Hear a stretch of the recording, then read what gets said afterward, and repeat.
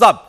हमें चाहिए PoK sir. देश में आवाज उठ रही है, अपना जो पाकिस्तान के साथ अनफिनिश्ड बिजनेस है उसको भारत पूरा करे। यह काम हो सकता है या नहीं? सौरभ, सब कुछ हो सकता है। हमारी देश में सबसे पहले सेना को क्या चाहिए? Political will, political orders. और आज सेना को वो ऑर्डर्स मिल चुके हैं। जब देश के प्रधानमंत्री ने साफ साफ लफ्जों में बोल दिया है कि हम तैयार हैं और जो भी करना है उनकी मिट्टी को मिला सकते हैं, तो कहने का मतलब है भारतीय सेना तैयार है। काबिल हैं? जवाब है यस। कैसे करना है उसको हम वर्णन करेंगे, क्योंकि हम तीनों वहां पर सर्व किए हुए हैं इस इलाके में, तो इलाके को जानते हैं। आसान भी नहीं है, लेकिन तरीके बहुत हैं कुछ भी हासिल करने के लिए। जनरल दत्ता, मैं बहुत लोगों से मिलता हूं जब पीओके की बात होती है। दरअसल जब से नरेंद्र मोदी प्रधानमंत्री बने ये चर्चाएं होती थी, भाई ये तो भारतीय जनता पार्टी कहती है कि हम 370 हटाएंगे। कैसे हटा सकते हैं? राम का मंदिर बनेगा, राम जी का मंदिर बनेगा, कैसे बन जाएगा? इतना इस डिस्प्यूट है उसके पीछे। दो काम हो गए, तीसरा काम ये पीओके का है। लेकिन पीओके के बारे में आज भी लोगों का कहना है कि कुछ चीजें नहीं छेड़ी जाती। जो बॉर्डर बन गया सो बन गया, एलओसी। अब हमें तो पाकिस्तान को यह मनाना है कि वो भी इसको बॉर्डर मान ले। लेकिन हमारी संसद कहती है हमारी सीमा तो उधर है, गिलगित बाल्टिस्तान के पार तक, तो वो तो वापस लाना पड़ेगा ना सर। बिल्कुल बिल्कुल सौरभ, मैं थोड़ा सा आपको हिस्ट्री में ले जाता हूँ। जरूर। आप अपना जो यंगस्टर्स हैं यहाँ पे 1947 में जब भारत आज़ाद हुआ, पाकिस्तान बंटवारा करके पाकिस्तान बन गया और हिंदुस्तान अलग हो गया। पाकिस्तान ने सबसे पहले हमला J&K में किया। रज़ाकार भेजे अपनी फौज को सिविल कपड़ों में, रज़ाकार के भेष में J&K के अंदर दाखिल कर दिया। तब तक जो महाराजा था J&K का, उसने भारत के साथ विलय होने के सिग्नेचर नहीं करे थे।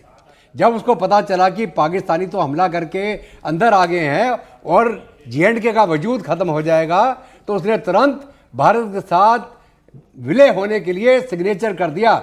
सिग्नेचर ऑफ असीजन इंस्ट्रूमेंट जिसको बोलते हैं, वो साइन होते ही भारतीय फौज भारत से एयरलिफ्ट होकर श्रीनगर एयरपोर्ट में पहुंच गई। और तब तक वो रज़ाकार वगैरह श्रीनगर के हवाई अड्डे के बगल तक पहुंच चुके थे। और हमारी फौज वहां पहुंचने के बाद रास्ते से, हवाई रास्ते से, और उन्होंने फिर पाकिस्तानियों को मार मार के, धक्का मार के पीछे पुश करना शुरू किया।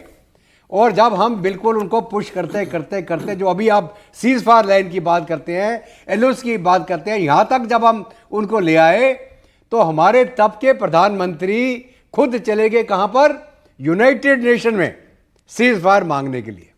और ये क्या बन गई? Cease fire line. भारत की फौज इनको निकाल रही थी, कोई पीओके का मसला ही नहीं होना था। हमने वो पहली गलती कर दी, ठीक है। उसके बाद लगातार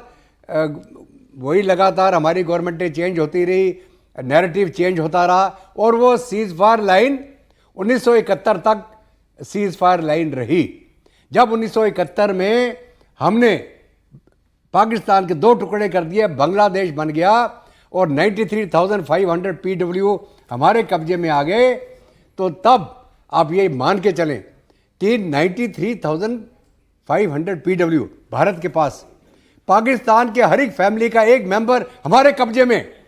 हमने उस समय भी शिमला समझौता में जो 1972 में इंदिरा गांधी और भुट्टो के बीच में हुआ, हमने J&K का मसला सुलझाया नहीं। हमने बोला अच्छा नहीं, अभी ये जो सीज फायर लाइन है ना, इसको लाइन ऑफ कंट्रोल बोल देते हैं, इसको एक हम दर्जा दे देते हैं। और 93,500 PW हमने वापस कर दिए।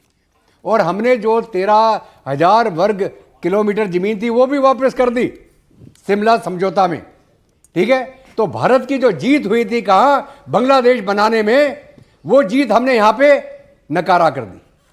और वो मसला वही का वही रह गया। भुट्टो को वहाँ फांसी दे दी गई और अनफॉर्चुनेटली हमारे प्रधानमंत्री इंदिरा गांधी यहाँ पे मार दी गई। तो उनका कोई अगर हिडन एजेंडा था हमें पता नहीं, वो उनके साथ में खत्म हो गया। तो अभी आप ये मान के चले, भारत लगातार गलती पे गलती करता चला आ रहा है स्ट्रेटेजिकली। 1947 से लेके 1971 की जंग के बाद, और अभी हम ये गलती सुधारी जा सकती है ना सर, बस इतना।